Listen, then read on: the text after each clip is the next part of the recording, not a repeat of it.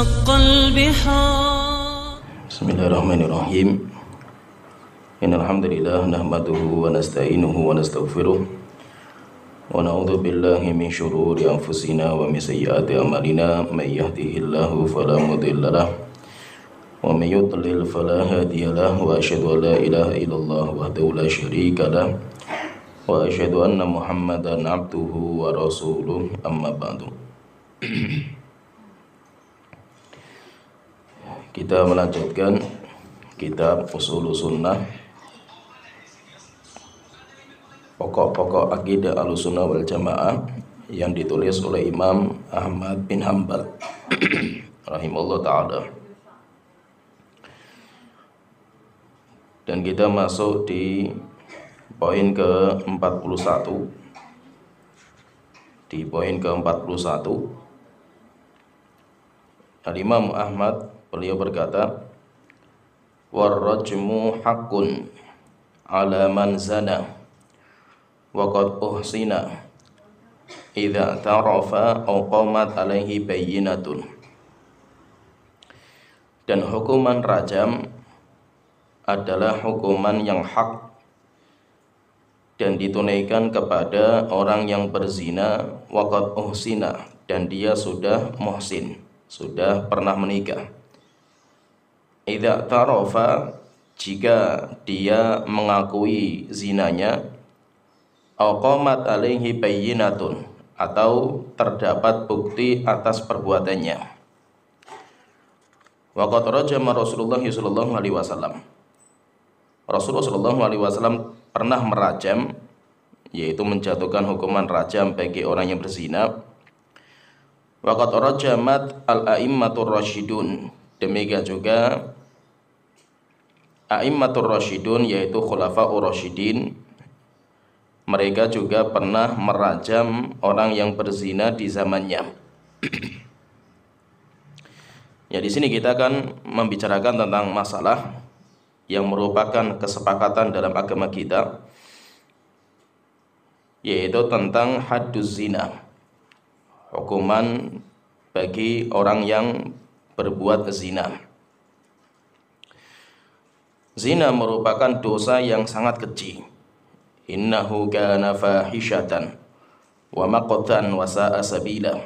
Allah Ta'ala berfirman, perbuatan zina itu innahu kana fahishatan, perbuatan yang sangat keji dan sangat jelek dan sangat berbahaya akibatnya. Karena perbuatan zina ini sangat keji, maka hukumannya keras di dalam agama kita, tegas. Dan terkadang yang merasakan akibat dari perbuatan zina bukan hanya pelakunya. Itu namanya akibat. Akibat dari perbuatan zina yang akan merasakan banyak orang, walaupun dia tidak mengamalkan.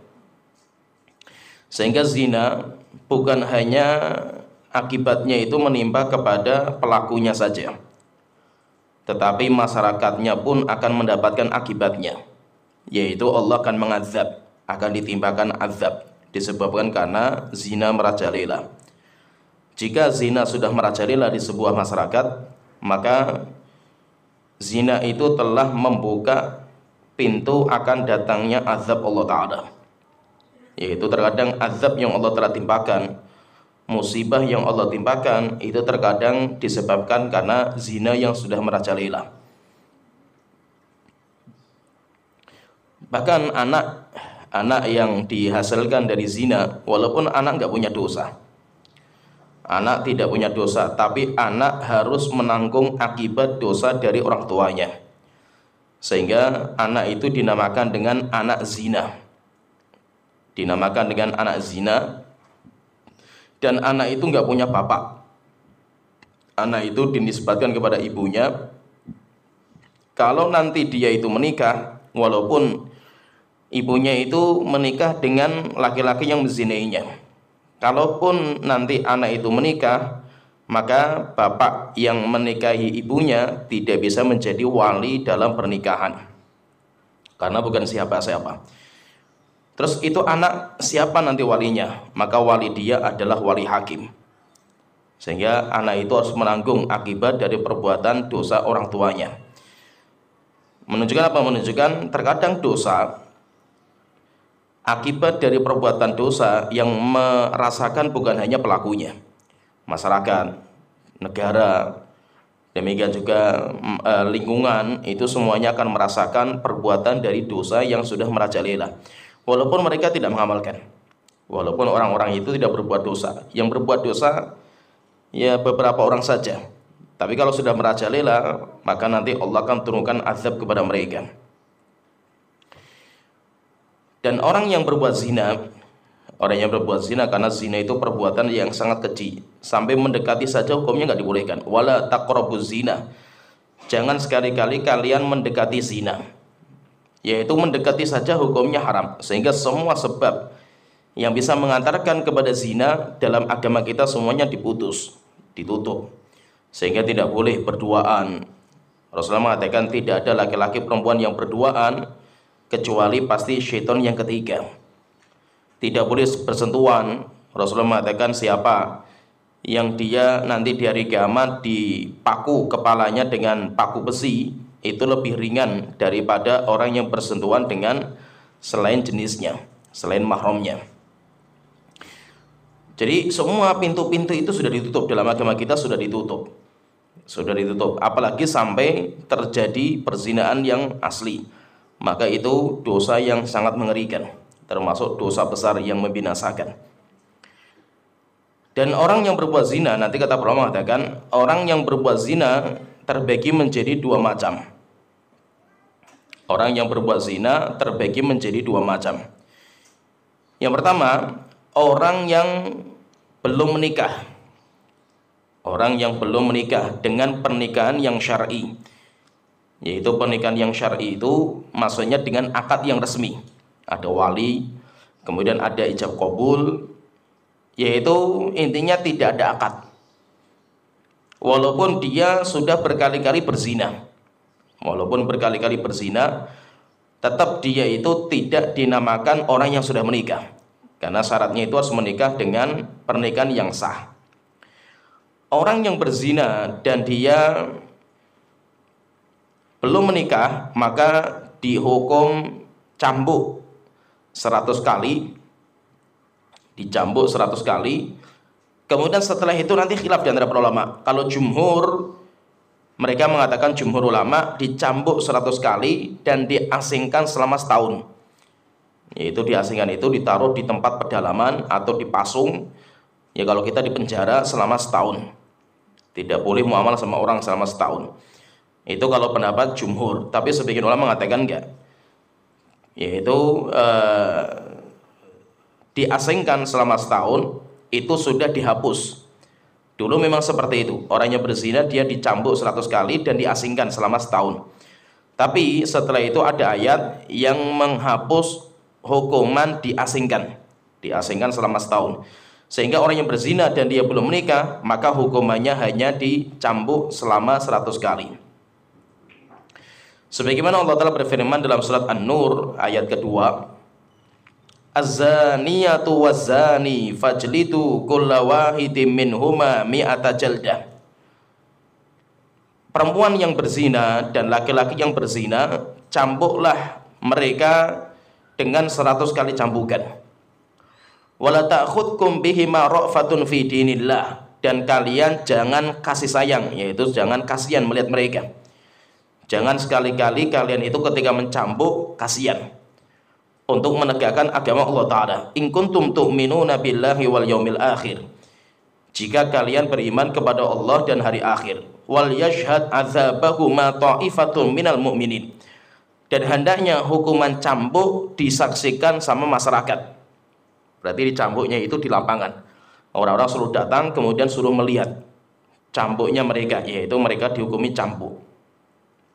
Kenapa kok disuruh orang-orang itu melihat dan menyaksikan? Supaya jadi pelajaran. Sehingga hadduz zina, yaitu seperti hukuman zina kok keras dalam Islam seperti ini. Kenapa tujuannya? Tujuannya supaya orang yang tidak berzina jangan ikut-ikutan, yaitu untuk membuat jera bagi pelaku zina dan orang-orang yang belum berzina, supaya mereka tidak berzina. Kenapa? Karena perbuatan yang sangat keji. Jadi ayat ini di surat An-Nur ayat kedua, walaupun Allah tidak menjelaskan siapa yang berzina, apakah sudah menikah atau belum, tidak. Cuma Allah hanya mengatakan laki-laki dan perempuan yang berzina cambuk 100 kali. Tapi kata para ulama, ini ayat diturunkan untuk yang belum menikah. Ayat ini diturunkan untuk yang belum menikah. Kenapa? Karena nanti ada ayat yang lain. Ya ada dalil yang lain walaupun ayatnya nggak ada. Ada dalil yang lain yaitu tentang hukuman rajam. Hukuman rajam, dan itu bagi orang yang sudah menikah. Maka orang yang berzina itu ada dua macam. Yang pertama, dia belum menikah. Orang yang berzina dan dia belum menikah, maka dia dicambuk 100 kali cambukan. Kemudian yang kedua, kalau orangnya sudah menikah dengan pernikahan yang sah, walaupun pernikahannya nggak lama, walaupun pernikahannya itu tidak lama, misalkan pernikahannya hanya bertahan 1 bulan atau mungkin cuma bertahan sehari, selama akad selesai, yaitu ijab qabulnya itu sah selesai, maka dia itu sudah dihukumi sebagai orang yang menikah. Kalau orang yang sudah menikah kemudian dia berzina, maka orang itu dirajam. Orang itu dirajam. Berarti hukum rajam berlaku bagi orang yang sudah menikah. Apa itu hukum rajam? Hukum rajam itu orang itu diikat. Setelah itu masyarakat berdatangan bawa batu, kemudian dilempari batu sampai orang itu meninggal. Sampai orang itu mati karena lemparan batu, dan batunya tidak boleh besar. Nah, jadi ini hukuman bagi orang yang dia itu sudah menikah. Orang sudah menikah kemudian berzina, maka dia dirajam. Dalilnya mana? Dalil bahwa orang yang dia itu sudah menikah kemudian berzina itu dirajam, memang dalam ayat Al-Quran gak ada. Dalam ayat Al-Quran gak ada. Yang ada dalam hadis, Rasulullah SAW pernah merajam, demikian juga Khulafaur Rasyidin juga pernah merajam, sebagaimana disebutkan oleh Imam Ahmad bin Hanbal.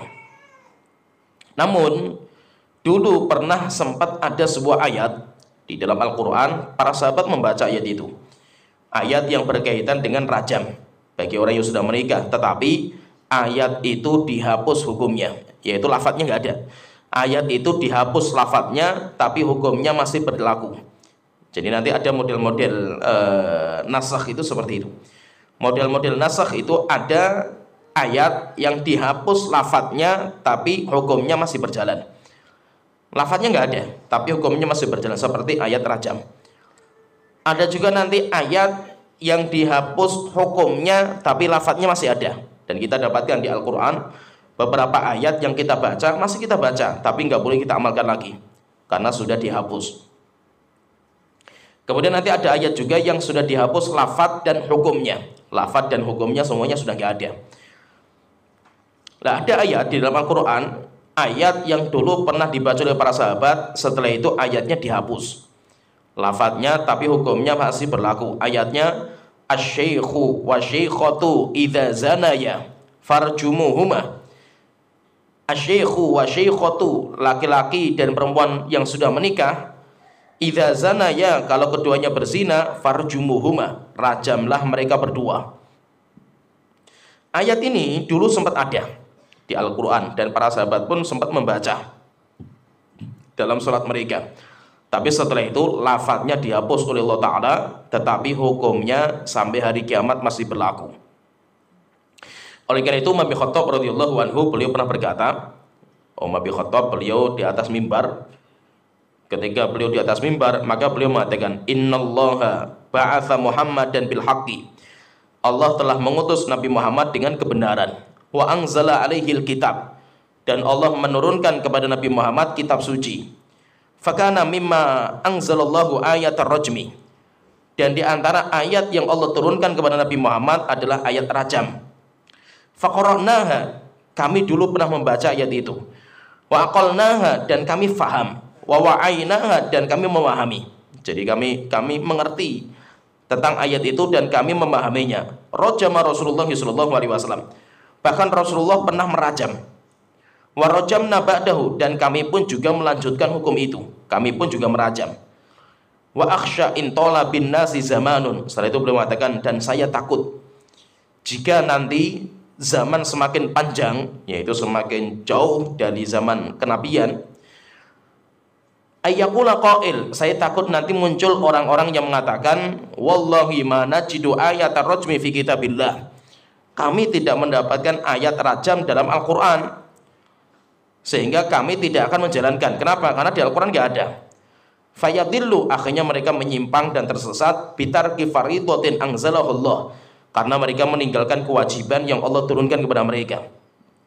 Setelah itu beliau mengatakan, warrajmu fi kitabillahi haqqun, rajam di dalam Al-Quran itu benar-benar ada. Alaman zana idza uhsin, bagi orang yang berzina dan dia itu sudah muhsan, sudah menikah, minar rijali wan nisa, baik dia itu dari laki-laki maupun perempuan. Idza qamatil bayyinatu, jika bukti sudah ada, au kanal hubla, atau wanita itu hamil, awil i'tiraf, atau dia itu mengakui. Sampai Umar bin Khattab pun sampai beliau itu pengen sekali menulis di dalam mushaf catatan kaki bahwasanya di surat ini, di ayat ini dulu pernah ada ayat rajam. Saking takutnya beliau kalau orang-orang itu nanti akan mengingkari karena ayatnya sudah tidak ada. Tapi beliau setelah itu takut kalau dijuluki sebagai orang yang menambah Al-Quran, akhirnya beliau tidak jadi menjalankan. Intinya berarti di sini intinya bahwa orang yang berzina itu nanti ada dua macam. Yang pertama, orang yang berzina yang pertama dia belum menikah. Orang yang berzina dan belum menikah, maka hukumannya dicambuk 100 kali cambukan. Dan harus cambukannya itu disaksikan oleh masyarakat. Yang kedua, orang yang sudah menikah dengan pernikahan yang sah, maka orang itu kalau berzina, maka dia itu dirajam. Yaitu dirajam itu dihukum mati dengan cara dilempar pakai batu pelan-pelan. Yaitu maksudnya tidak boleh dihukum dengan dibunuh dengan cara cepat, tetapi dibunuh dengan cara yang paling lambat. Dan zina ini atau rajam, jadi rajam itu bisa ditunaikan atau bisa ditegakkan, dan yang menegakkan itu harus pemerintah. Kata para ulama, rajam itu bisa ditegakkan dengan 3 syarat. Jika 3 syarat ini terpenuhi, maka rajam itu bisa ditunaikan. Tapi kalau syarat ini tidak ada, maka tidak dibolehkan. Kalau syarat ini tidak ada, maka tidak boleh ditunaikan. Yang pertama, syarat yang pertama, kemaluan sudah masuk dalam kemaluan, yaitu sudah sampai istilahnya dukhul. Bukan hanya sekedar telanjang, bukan hanya sekedar cium-ciuman, bukan, tetapi harus sampai masuk, harus sampai dukhul. Ini yang pertama. Jadi kalau cuma berduaan, telanjang, maka seperti ini tidak bisa dihukumi sebagai hukum rajam. Bagaimana kalau seandainya orang homoseksual, di mana laki-laki sama laki-laki, perempuan sama perempuan, bisa nggak dirajam? Tidak bisa, karena ini tidak masuk kemaluan dengan kemaluan laki-laki dan perempuan, enggak. Berarti ini tidak bisa dirajam. Berarti orang seperti ini dihukum mati. Nanti orang homo atau LGBT itu hukum mati, tapi bukan dirajam hukumnya, karena mereka bukan pezina. Mereka dihukum mati dengan cara yang paling cepat. Bisa hukum matinya dengan cara dibakar, atau bisa cara dilempar dari gedung, atau bisa ditaruh di bawah kemudian dijatuhkan dari atas batu besar sampai kepalanya pecah. Itu caranya. Tapi apakah dirajam? Tidak. Rajam itu hanya berlaku untuk laki-laki perempuan yang sampai masuk kemaluan laki-laki zakar kepada kemaluan perempuan, yaitu farj. Itu baru dinamakan orang yang berzina. Jadi kalau sekedar misalkan dia itu seperti laki-laki sama laki-laki, itu tidak dinamakan berzina. Itu dinamakan dengan LGBT, dan itu hukumnya tidak bisa dirajam. Kemudian yang kedua, syarat yang kedua, intifa'us syubhah. Tidak ada syubhat, tidak ada kerancuan. Kerancuan itu apa? Contohnya misalkan tidak ada sesuatu yang meragukan. Contohnya itu misalkan orang yang berhubungan dengan seorang wanita, dia mengira wanita itu istrinya. Dia mengira wanita itu istrinya, sampai akhirnya terjadi hubungan. Orang seperti ini karena dia nggak tahu, dia itu nggak tahu kalau dia itu bukan istrinya, maka seperti ini tidak bisa dirajam. Atau orang berhubungan intim dengan seorang wanita dari pernikahan, tapi rupanya pernikahannya nggak sah, pernikahannya batal. Misalkan ada orang menikah, tapi dalam pernikahan itu nggak ada wali. Berarti nikah tanpa wali kan nggak boleh. Tapi nikahnya itu dinikahkan sama kiai. Dan itu banyak, nanti orang-orang seperti ini banyak. Seperti yang TKI di luar negeri itu banyak yang seperti ini. Demikian juga seperti nikah kontrak yang ada di Puncak, banyak juga seperti itu. Jadi kalau seperti ini, dia menganggap saya sudah nikah, sah pernikahan saya kan gitu. Rupanya pernikahan itu tidak sah. Berarti kalau pernikahan tidak sah, berarti hubungan selama ini dianggap zina. Apakah orang itu dirajam? Tidak bisa, karena ada syubhat. Karena dia merasa dirinya itu sah pernikahannya. Atau misalkan karena dipaksa, yaitu seorang yang dipaksa, berarti masih ada syubhat. Jadi kalau syubhat atau dia jadi syubhat itu seperti juga orang nggak tahu hukumnya. Contohnya misalkan orang yang baru masuk Islam, dia dulu di agama sebelumnya selama suka sama suka itu boleh misalkan. Maka dia ketika masuk Islam, dia itu ya anggapannya seperti itu karena dia belum belajar. Akhirnya orang itu berzina. Ketika diingatkan, dia itu nggak tahu kalau rupanya zina itu hukumnya haram walaupun suka sama suka. Maka seperti ini tidak bisa dihukum, rajam. Jadi yang kedua, syarat yang kedua itu harus syubhatnya hilang. Syubhatnya itu harus hilang, yaitu sesuatu yang rancu hukumnya itu hilang. Kemudian yang ketiga, syarat yang ketiga harus thubutuz zina.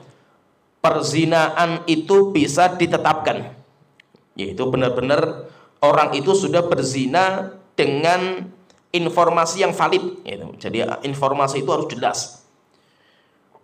Informasi yang jelas itu dengan cara satu dari dua cara.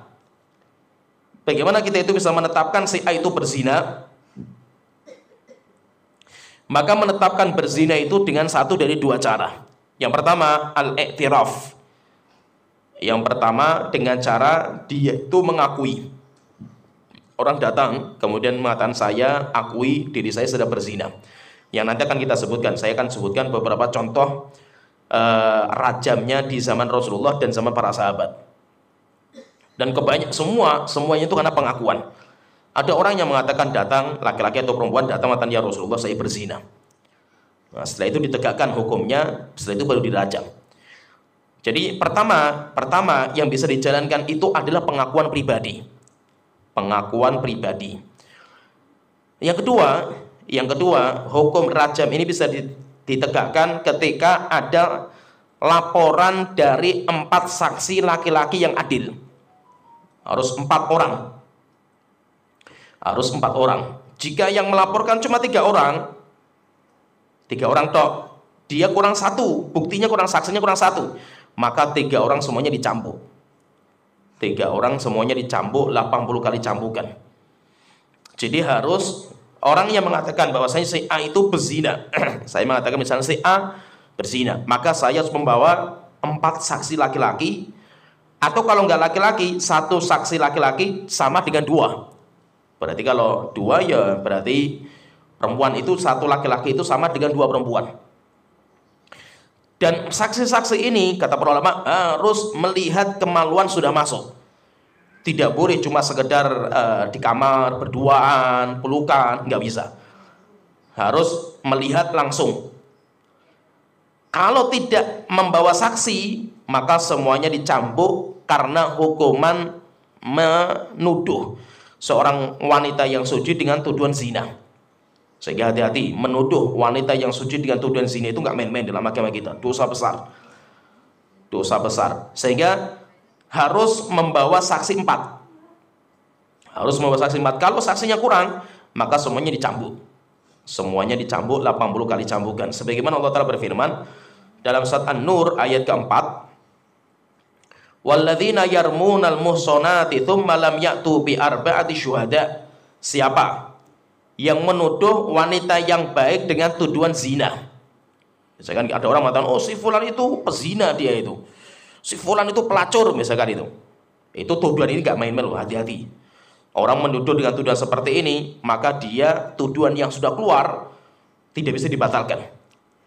Dia mendatangkan saksi 4 orang laki-laki, kalau tidak cambuk. Maka Allah mengatakan tsumma lam ya'tu bi arba'ati syuhada, dan dia tidak membawa 4 saksi, fajliduhum tsamanina jaldatan. Cambuk orang itu 80 kali cambukan, walam taqbalu lahum syahadatan abada.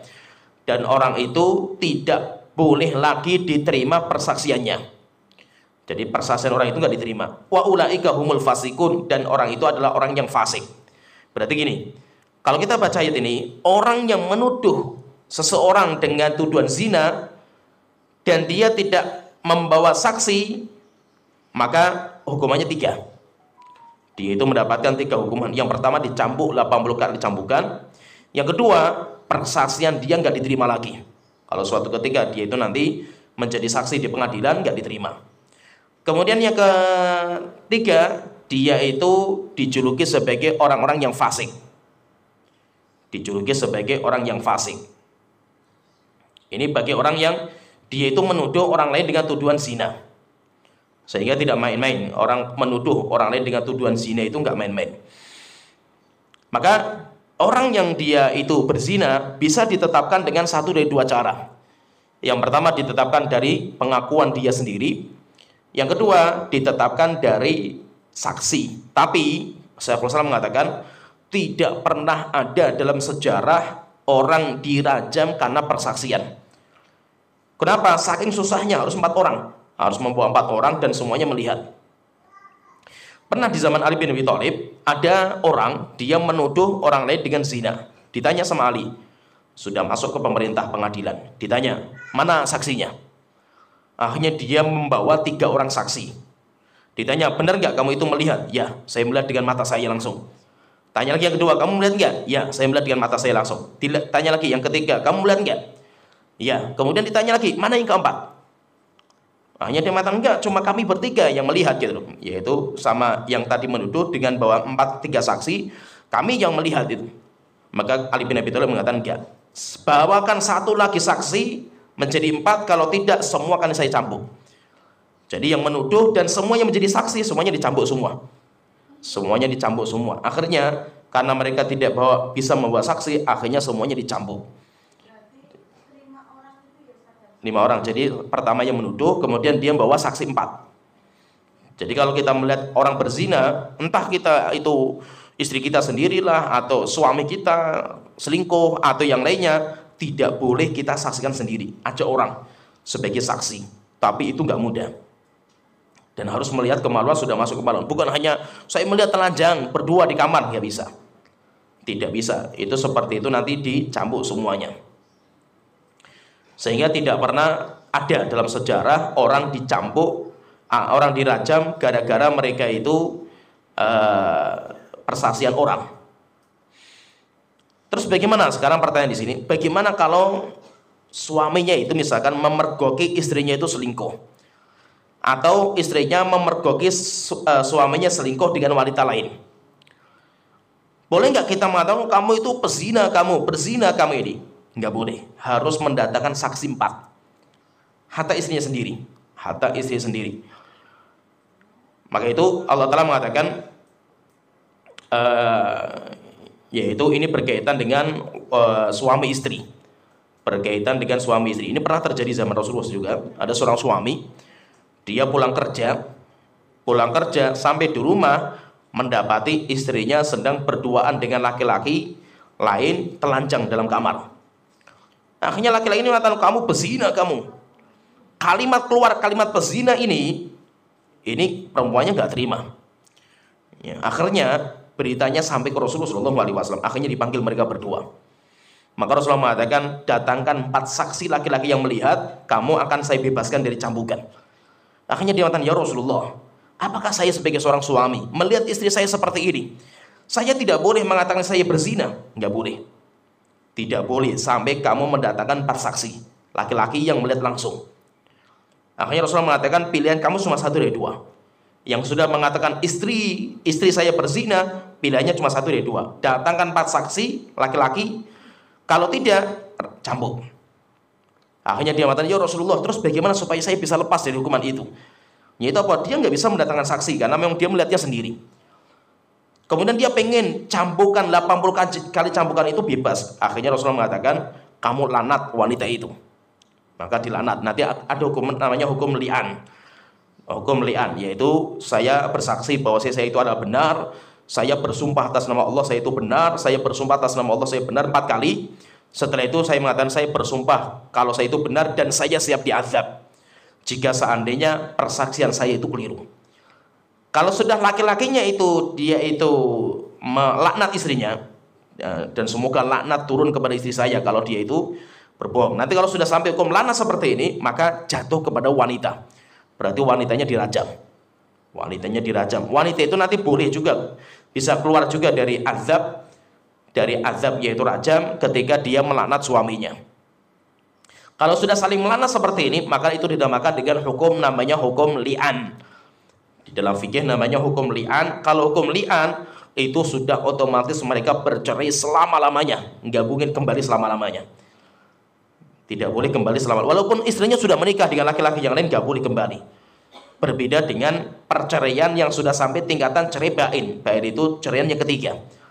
Kalau kalimat cerai dari suami sudah sampai 3 kali, itu kan sudah bercerai mereka, itu sudah selesai hubungan mereka.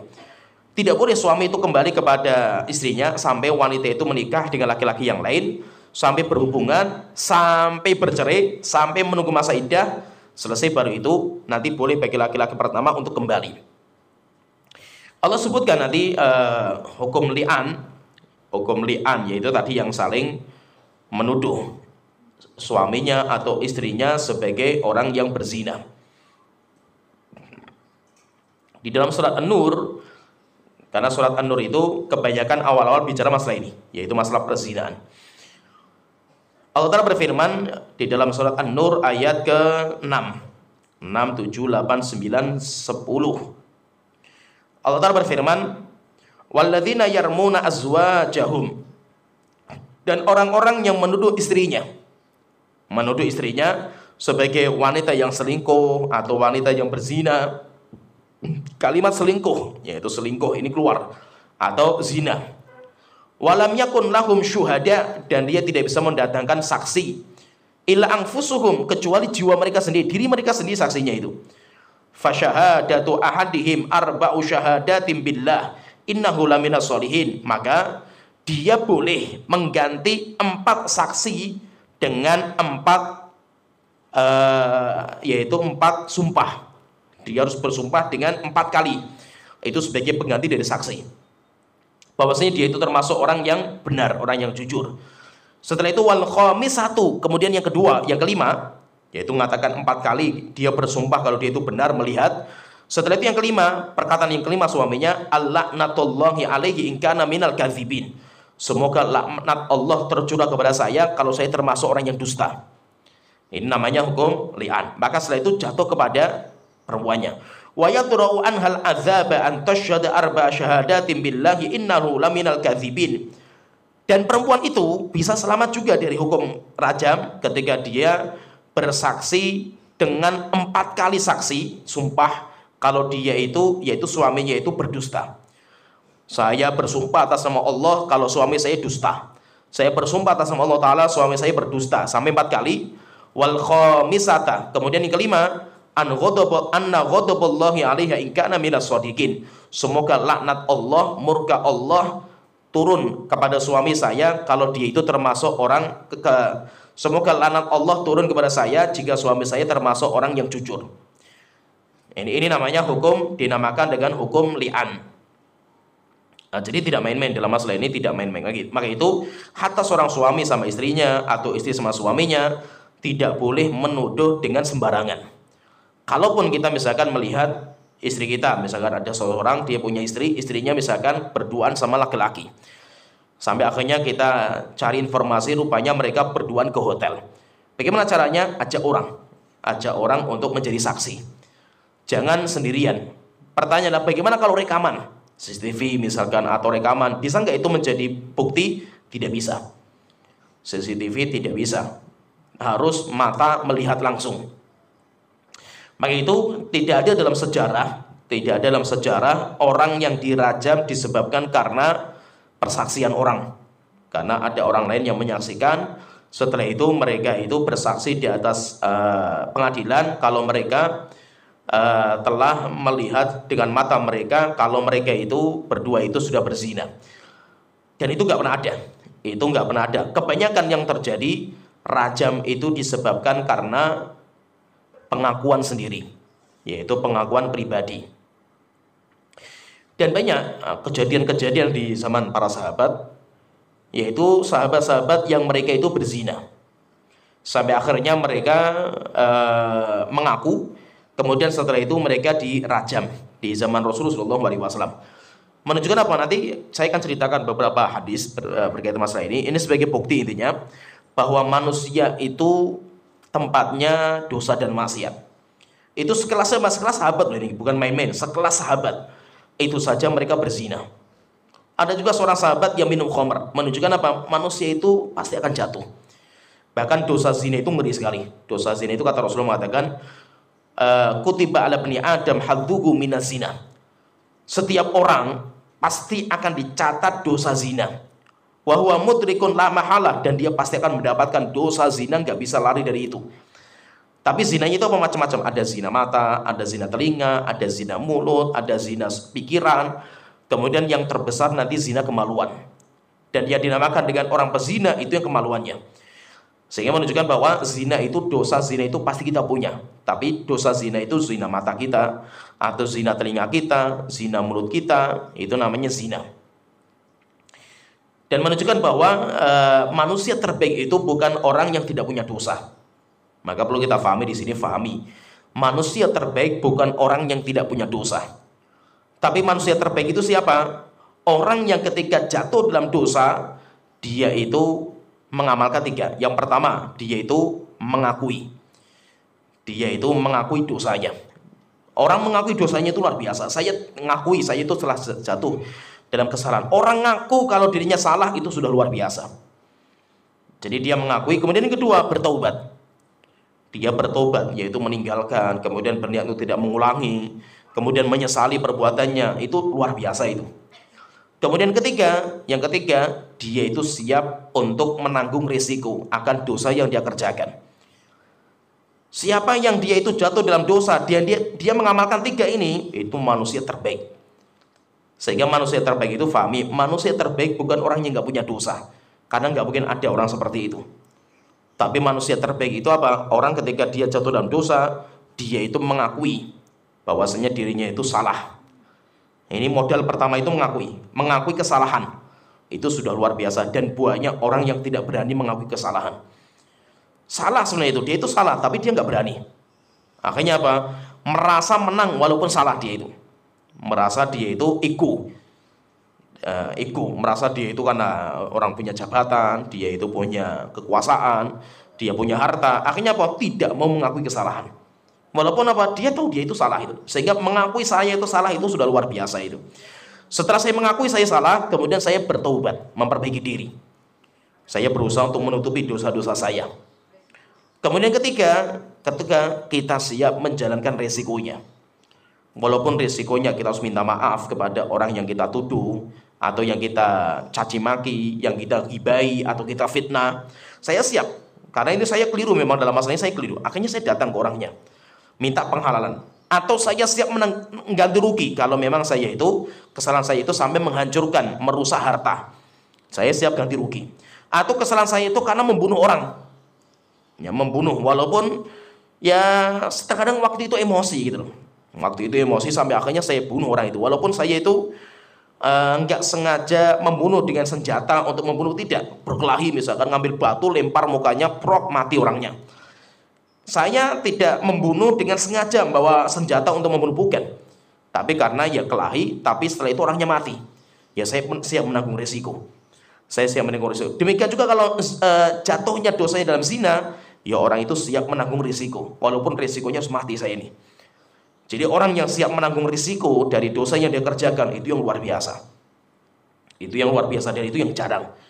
Orang yang jarang berani seperti itu. Banyak di antara kita itu ya, kita itu mencuri hartanya orang, Wah, setelah itu kita sudah ngaji, sudah bertobat, kita minta maaf saja nggak berani gitu. Kita datang ke orangnya saja nggak berani gitu itu. Ya, atau kita pernah menzalimi orang, mencubit orang misalkan ya.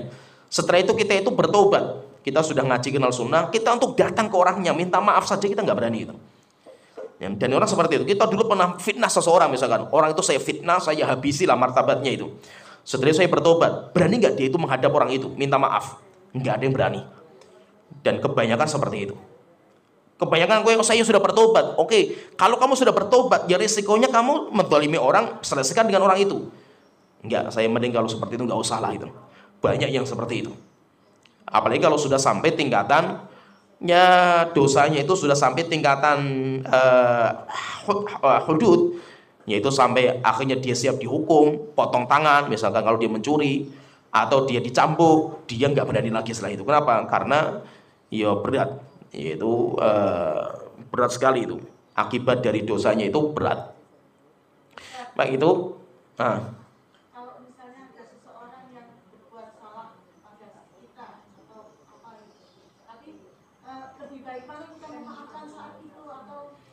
Kalau bisa memaafkan saat itu bisa lebih bagus.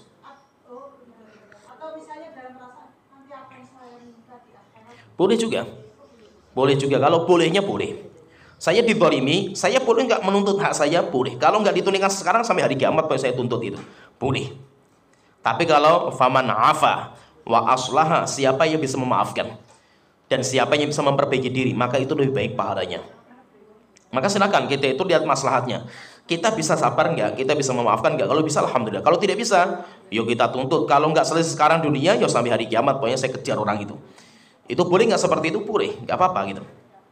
Nah, jadi intinya manusia terbaik itu bukan orang yang nggak punya dosa. Sahabat manusia terbaik mereka, tapi mereka juga punya dosa.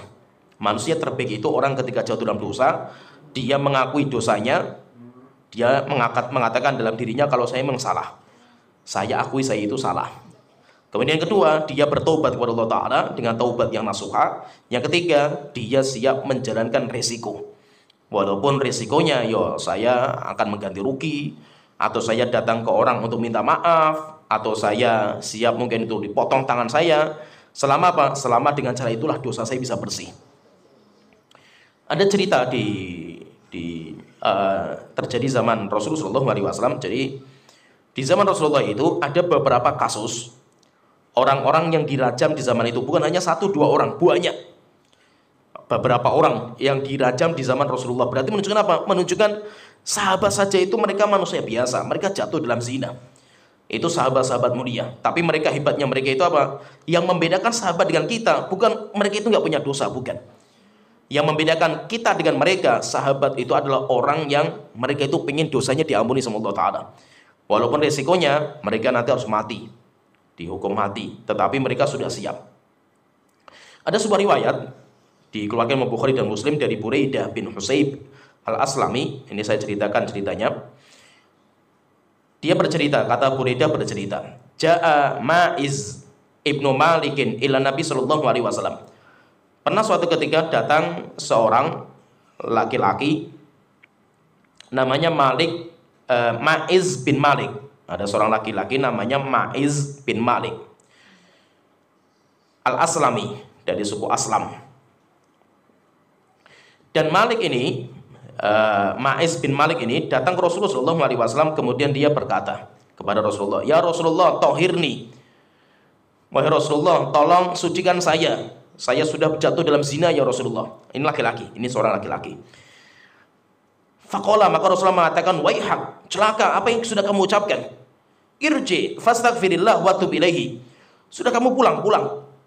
Bertaubatlah kamu kepada Allah Ta'ala dan istighfar kepada Allah Ta'ala. Akhirnya orang itu disuruh pulang. Hari pertama dia itu disuruh pulang sama Rasulullah SAW. Akhirnya setelah itu dia pulang, dia bertobat, dia istighfar. Setelah itu besoknya datang lagi kepada Rasulullah. Kemudian mengatakan, "Ya Rasulullah, tohirni. Wahai Rasulullah, tolong sucikan diri saya ya Rasulullah." Maka Rasulullah mengatakan lagi, "Waihak, irji wastaghfirullah wa tub ilaihi." Celaka kamu, jangan mengucapkan sembarangan seperti ini. Sudah kamu pulang dulu, istighfar kepada Allah Ta'ala, taubat kepada Allah Ta'ala. Akhirnya dia pulang. Besoknya datang lagi ke Rasulullah. Jadi menunjukkan apa? Enggak main-main, keinginan orang itu untuk bertobat gak main-main. Dia datang lagi kepada Rasulullah, kemudian dia mengatakan, ya Rasulullah, tohirni, wahai Rasulullah, tolong bersihkan saya. Maka Rasulullah mengatakan ucapan yang sama, pulanglah kamu tobat kepada Allah Ta'ala, istighfar kepada Allah Ta'ala. Sampai akhirnya dia pulang, hatta idza kanatir rabi'atu, sampai hari keempat. Hari keempat datang lagi dia. Faqala lahu Rasulullah, setelah itu dia mengatakan, ya Rasulullah, tolong sucikan saya.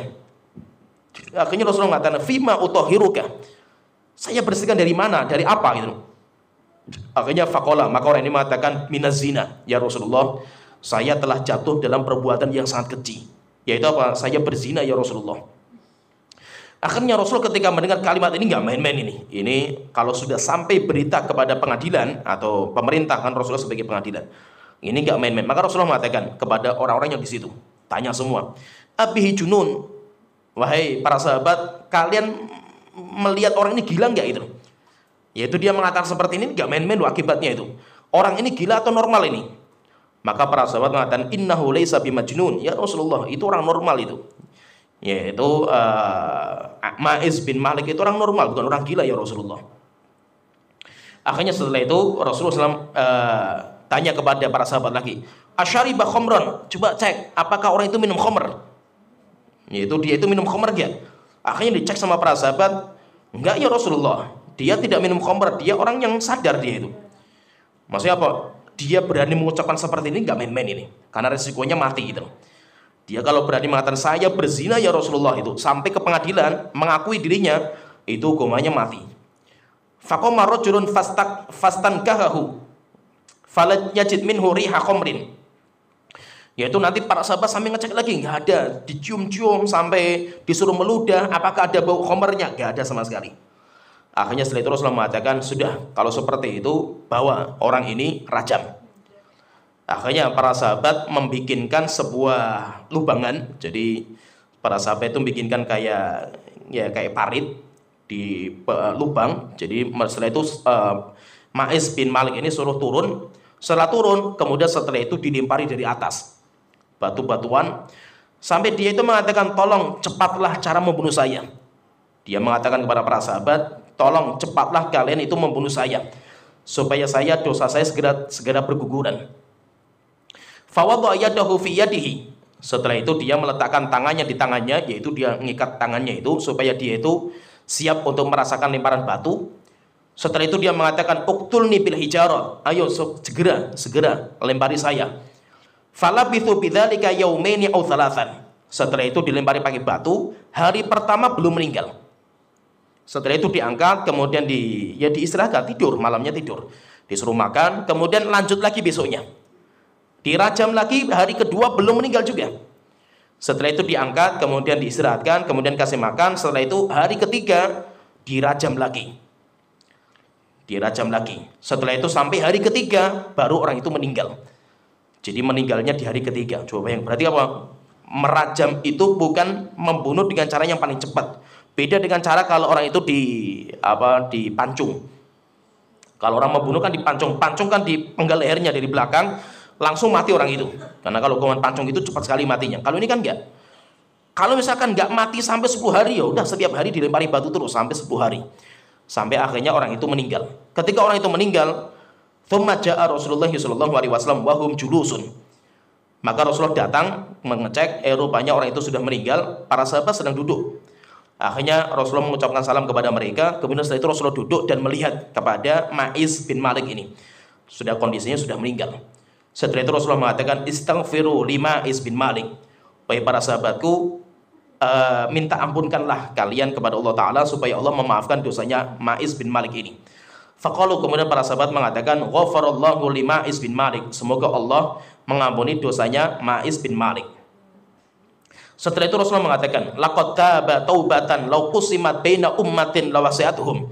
Sungguh ini orang ini, yaitu Ma'iz bin Malik ini, sudah bertaubat dengan taubat nasuha. Sampai dia rela mengorbankan nyawanya untuk membersihkan dirinya. Jika seandainya taubatnya dibagi untuk satu kota, yaitu ada orang satu kota, taubatnya dibagi rata kepada mereka, niscaya taubatnya itu mencukupi mereka semuanya. Akhirnya ketika Rasulullah mengatakan seperti ini, tiba-tiba datang lagi seorang wanita. Kemudian Buraidah bercerita lagi, "Tsumma ja'athu imra'atun min ghamidin minal azad." Setelah itu datang seorang wanita dari kampung Ghamid, dinamakan dengan Ghamidiyah. Setelah itu dia mengatakan, faqalat ya Rasulullah tahhirni. Wahai Rasulullah, tolong bersihkan saya juga. Akhirnya Rasulullah mengatakan, waihaki irji'i wastaghfirillah wa tubi ilaihi. Maka Rasulullah mengatakan, pulanglah kamu itu, bertobatlah kamu kepada Allah Ta'ala dan istighfarlah kepada Allah Ta'ala. Faqalat, maka wanita ini mengatakan, araka turidu an turiddani kama raddatta Ma'iz bin Malik. Maka wanita ini mengatakan, ya Rasulullah, apakah kamu pengen memulangkan saya seperti Ma'iz engkau pulangkan sampai 4 kali? Setelah itu Rasulullah bertanya, wa madzaki, kamu ada apa gitu loh, kamu itu kenapa gitu loh. Maka wanita ini mengatakan, innaha hubla minaz zina, ya Rasulullah, saya hamil sekarang dan ini hasil zina saya, ini dari zina saya. Akhirnya Rasulullah mengatakan, anti, kamu yang berzina? Maka dia mengatakan, iya ya Rasulullah, saya berzina. Maka Rasulullah panggil keluarganya, coba dicek ini wanita gila atau enggak, ini wanita ini kok sembarangan ngomong seperti ini. Keluarganya mengatakan, enggak ya Rasulullah, itu wanita normal dia itu. Setelah itu Rasulullah ngomong lagi, kamu tahu enggak akibat ucapan kamu ini? Dia mengatakan, ya Rasulullah, saya sudah siap. Saya sudah siap untuk membersihkan dosa saya. Akhirnya setelah itu Rasulullah mengatakan, sudah, kamu pulang dulu. Pulang, kamu sampai datang ke saya nanti sampai melahirkan. Kalau kamu melahirkan, bawa anak kamu ke sini. Akhirnya setelah itu dia pulang sampai melahirkan. Ketika sudah melahirkan, dia membawa bayinya kepada Rasulullah SAW. Setelah itu mengatakan, ya Rasulullah, saya wanita yang dulu datang kepada engkau ya Rasulullah dari Ghamidiyah dan engkau meminta saya untuk pulang. Akhirnya setelah itu Rasulullah mengatakan, sudah, kamu bawa lagi putra kamu, pulang lagi, susui sampai 2 tahun. Berikan haknya putra kamu itu selama 2 tahun. Setelah itu dia pulang, bawa putranya sampai 2 tahun selesai disusui. Setelah itu dia datang ke Rasulullah SAW. Akhirnya setelah itu ketika dia datang ke Rasulullah, kemudian setelah 2 tahun menyusui, dia tanya, ya Rasulullah, saya dulu wanita yang berzina ya Rasulullah, sekarang sudah 2 tahun saya tunaikan hak susuan anak saya, sekarang saya serahkan kepada engkau ya Rasulullah. Akhirnya Rasulullah ambil putranya itu, kemudian dipegang sama Rasulullah. Kemudian setelah itu Rasulullah memerintahkan kepada para sahabat untuk merajam. Akhirnya para sahabat itu mereka bikin sebuah kuburan, yaitu kayak kuburan sedada, yaitu kuburan itu sedadanya wanita itu. Setelah itu para sahabat datang bawa batu, kemudian melempari wanita itu. Fayuqbilu Khalid bin Walid bihajarin, sampai datang Khalid bin Walid. Khalid bin Walid membawa batu sedikit besar sedikit, faroma ra'sahu. Kemudian dilempar sama Khalid dengan lemparan yang keras mengenai kepalanya wanita itu. Fatanaddu haddamu ala wajhi Khalid, sampai darahnya muncrat mengenai wajahnya Khalid. Fasabbaha, akhirnya Khalid itu mencela wanita itu, yaitu mengatakan, wahai Tuanku, hinakan wanita ini. Sungguh dia telah berbuat dosa yang keji sampai dia itu dihukum dengan cara yang hina seperti ini. Rasulullah SAW mendengar ucapan Khalid seperti ini, Rasulullah marah sekali Rasulullah. Sampai Rasulullah mengatakan, mahlan ya Khalid, apa-apaan yang kamu ucapkan wahai Khalid? Fawalladzi nafsi biyadihi, demi zat yang jiwaku di tangannya, laqad taba taubatan law tabaha sahibu maksin la ghufira lahu. Sungguh ini wanita sudah bertobat kepada Allah Ta'ala. Jika seandainya penarik pajak, ini Rasulullah menyatakan penarik pajak di sini, kalau penarik pajak, orang yang kerja di pajak, tobatnya seperti orang ini, niscaya penarik pajak saja diampuni. Thumma amara biha fa shalla 'alaiha. Setelah itu Rasulullah perintahkan kepada para sahabat untuk mensolatkannya. Setelah itu solat, dan Rasulullah juga solat. Setelah disolatkan, setelah itu dikuburkan. Kalau dalam riwayat yang lain Rasulullah mengatakan, jika tobatnya dibagi kepada 70 penduduk Madinah, niscaya tobatnya itu akan mencukupi mereka. Setelah itu Rasulullah mengatakan, hal wajadta afdal min anjadat bin nafsiha. Wahai Khalid, apakah kamu tidak tahu bagaimana hebatnya seorang wanita yang dia siap mengorbankan nyawanya untuk bisa membersihkan dosa-dosanya? Itu wanita yang luar biasa. Nah, jadi ini kejadian, dan nanti banyak lagi. Nanti ada beberapa wanita-wanita yang sama Rasulullah SAW juga dirajam. Menunjukkan bahwa rajam itu ada. Rajam itu ada, dan hukum rajam ini berlaku sampai hari kiamat, tidak pernah dihapus sama Allah Ta'ala. Walaupun kalau kita membaca Al-Quran, di Al-Quran ayatnya sudah tidak ada. Jadi kalau kita menggali Al-Quran, nggak ada lagi ayat yang membicarakan masalah rajam, nggak ada. Yang ada cuma yang tadi kita sebutkan, azani wazaniyatu, yaitu seorang Laki-laki perempuan yang berzina cambuk 100 kali cambukan. Itu yang ada dalam Al-Quran, tapi bukan berarti hukuman pezina itu hanya dicambuk. Enggak, itu cambuk itu bagi orang yang belum menikah. Kalau dia sudah menikah, maka hukumannya dirajam. Pertanyaan adalah, bagaimana dengan negara kita misalkan? Negara kita yang tidak ada hukum rajam. Bagaimana dengan negara kita yang tidak ada hukum rajam? Ada orang berzina, kemudian dia bertobat kepada Allah Ta'ala, dan tidak ada hukum rajam. Maka kita katakan, kalau tidak ada hukum rajam di negeri kita, maka orang bertobat kepada Allah dengan taubat yang nasuha. Dan tidak main-main, dosa zina itu nggak main-main. Dan kita perlu takut, maksudnya kalau ada orang berzina, perlu takut. Kenapa? Karena zina itu menagih. Jadi dosa zina itu dosanya akan menagih. Maksudnya menagih itu apa? Kalau orang itu berzina, maka dosa zinanya itu akan menular kepada keluarga yang paling dekat. Siapa yang paling dekat? Anaknya. Atau siapa? Suaminya, kalau yang berzina istrinya. Atau istrinya, kalau yang berzina itu suaminya. Sehingga apa? Dosa zina itu akan menagih. Kalau kita, misalkan kita sebagai laki-laki, kita berzina dengan seorang wanita yang belum dihalalkan bagi kita, pasti istrinya pun nanti akan berzina.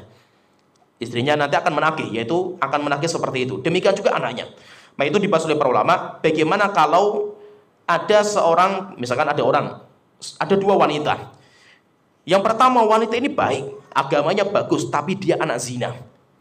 Yang kedua, orang biasa, tapi dia itu anak yang lahir dalam kondisi yang suci, yaitu dari air mani yang suci. Mana yang lebih baik dinikahi? Kata para ulama, yang lebih baik dinikahi adalah wanita yang lahir dari air mani yang suci. Kenapa kok seperti itu? Karena dosa zina itu akan menagih. Dosa zina itu akan menagih, dan banyak kejadian. Banyak, kalau kita perhatikan itu banyak sekali. Dan itu memang sudah disebutkan oleh para ulama, bahwa orang yang berzina, biasanya anak zina pun akan berzina dengan zina yang sama. Bahkan terkadang lebih parah. Hatta walaupun sudah menikah, hatta walaupun sudah taubat. Ini kejadian nyata, Mas. Itu kejadian nggak main-main. Dan itu banyak, saya lihat dengan mata saya itu banyak sekali. Yaitu ada seorang laki-laki perempuan berzina. Setelah itu ketika hamil mereka menikah. Lama-lama mereka bertobat kepada Allah Ta'ala, ngaji. Suami istrinya sudah ngaji, anaknya pun sudah ngaji juga. Bahkan di pondok pesantren anaknya itu. Anaknya di pondok pesantren. Tapi orang tuanya tahu kalau ini anak zina. Akhirnya apa? Akhirnya anaknya pun juga berzina juga.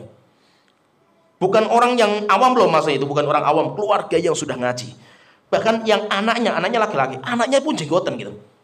Anaknya pun jenggotan, lulusan pondok pesantren. Tapi anak itu lahir dari air mani haram. Akhirnya apa? Keluar dari pondok pesantren, zina juga sama seorang wanita, sampai hamil, kemudian nikah dalam kondisi hamil. Sama dengan orang tuanya. Sehingga maksudnya apa? Dosa zina itu akan menagih. Dosa zina itu akan menagih, dan itu nggak main-main. Maka itu ngeri, dosa zina itu nggak main-main, ngeri, karena akibatnya itu fatal. Maka itu memang ya syaiton, semuanya itu karena syaiton. Dan ngerinya syaiton itu ya luar biasanya syaiton itu. Yang halal itu rasanya sudah nggak ada. Itu ngerinya syaitan itu situ. Sedangkan yang haram rasanya sangat melezatkan. Dan itu kejadian di mana-mana seperti itu. Kebanyakan orang-orang yang dia itu selingkuh, bukan karena pasangannya itu nggak cantik, bukan karena pasangannya itu nggak ganteng, bukan. Terkadang orang yang menjadi teman selingkuh itu kalau dilihat kecantikannya nggak ada apa-apa dengan istrinya yang halal. Tapi kenapa kok dia itu selingkuh? Karena hebatnya syaitan itu, yang halal itu sudah nggak ada rasanya. Sedangkan yang haram itu rasanya luar biasa, dan syaitan itu hebatnya di situ.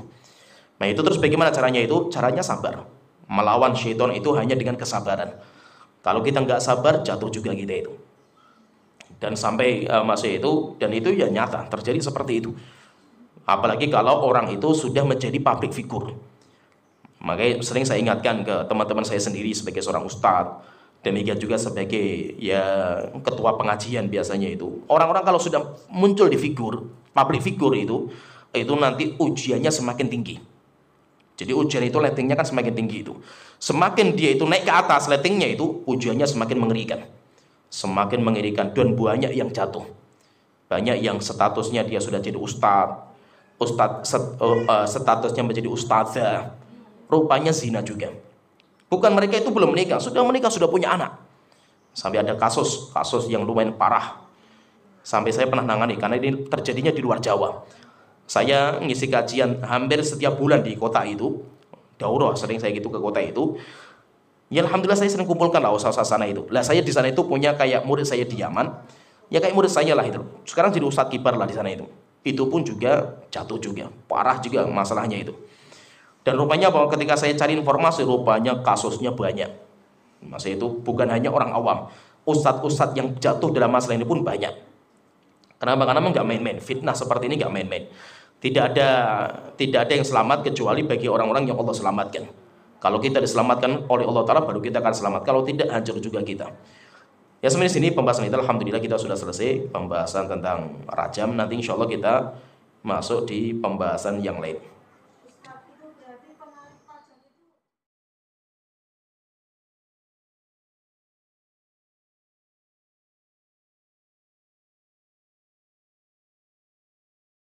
Maka Rasulullah mengatakan jika seandainya mereka itu bertobat kayak ini, itu insya Allah akan diampuni. Menunjukkan apa? Penarik pajak itu dosa besar. Kayak riba kan dosanya besar sekali. Sampai Rasulullah mengatakan riba itu ada 60 pintu. Pintu yang paling ringan dosanya seperti orang yang memperkosa ibunya sendiri. Itu pintu riba yang paling ringan.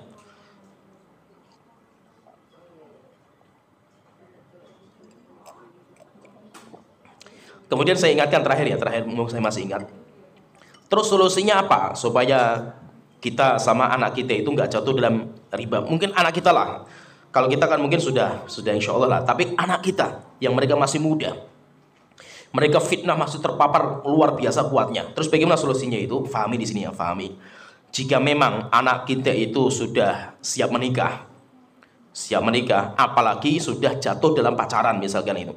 Tidak ada cara kecuali segera dinikahkan. Jangan ditunda-tunda, bahaya. Pertanyaan, Ustadz kan masih kuliah, nanti S1-nya nggak selesai. Bisa dibuat syarat. Nikah tapi tidak boleh hamil. Nikah tapi yang penting kuliah harus lanjut. Bisa. Yang penting apa? Mereka berduaan itu sudah halal gitu. Tinggal mereka bro dipanggil, sini nak, sini. Mana pacar kamu yang laki-laki mana? Sini. Panggil keluarganya, walinya datang, nikahkan, walaupun nggak tercatat di KUA nggak ada masalah. Yang penting mereka sudah nikah, sudah kalian bagi keluarga, kalian itu statusnya sudah suami istri. Walaupun bagi orang luar, semua melihat itu kalian itu pacaran. Tapi yang penting apa? Kalian sudah halal. Kalian sudah halal. Tapi syaratnya apa? Misalkan syaratnya yang penting jangan sampai hamil sebelum S1 selesai. Nggak apa-apa, disyaratkan seperti itu nggak ada masalah. Tapi jangan sampai apa? Nggak boleh nikah. Nah terus ini gimana? Ini sudah mau berzina. Sampai terhadap sampai sudah zina pun masih nggak boleh nikah juga itu ada kejadian seperti itu. Sudah zina masih nggak boleh nikah lagi, nggak boleh. Pokoknya harus satu selesai. Yang penting harus selesai. Lah ini sudah jatuh zina. Setiap hari berzina. Orang tuanya tetap nggak mau dan itu ada. Banyak juga orang tua seperti ini. Ya, wallahu alam, sampai di sini pembahasan kita. Wa akhiru da'wana alhamdulillahirabbil alamin.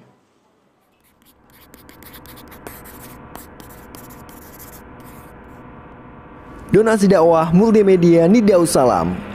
Berikan donasi terbaik Anda untuk dakwah dan pendidikan Islam.